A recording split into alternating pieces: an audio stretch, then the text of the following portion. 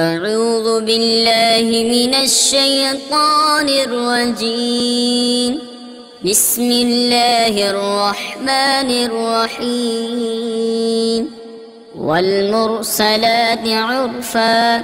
فالعاصفات عصفا والناشرات نشرا فالفارقات فرقا فالملقيات ذكرا عذرا أو نذرا إنما توعدون لواقع. فإذا النجوم طمست وإذا السماء فرجت وإذا الجبال نسفت وإذا الرسل أقتت لأي يوم أجلت ليوم الفصل وما أدراك ما يوم الفصل ويل يومئذ للمكذبين ألم نهلك الأولين ثم نتبعهم الآخرين كذلك نفعل بالمجرمين ويل يومئذ للمكذبين ألم نخلقكم من ماء مهين فجعلناه في قرار مكين إلى قدر معلوم فقدرنا فنعم القادرون ويل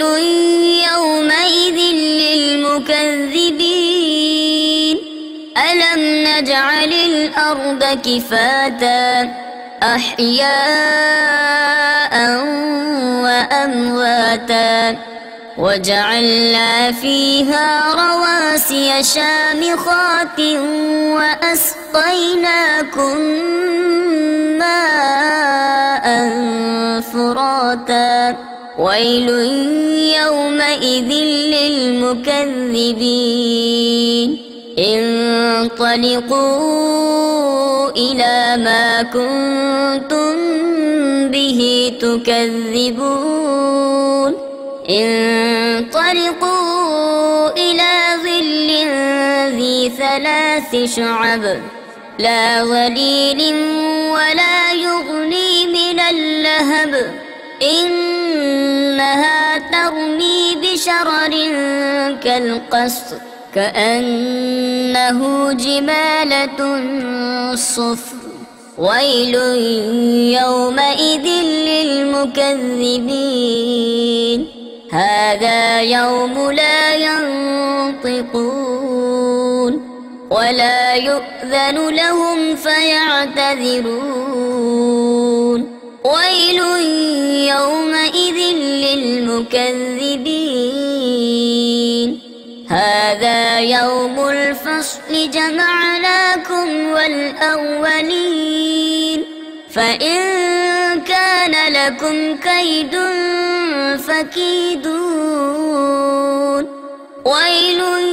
يومئذ للمكذبين إن المتقين في ظلال وعيون وفواكه مما يشتهون كلوا واشربوا هنيئا بما كنتم تعملون إنا كذلك نجزي المحسنين ويل يومئذ للمكذبين كلوا وتمتعوا قليلا إنكم مجرمون ويل يومئذ للمكذبين وإذا قيل لهم اركعوا لا يركعون ويل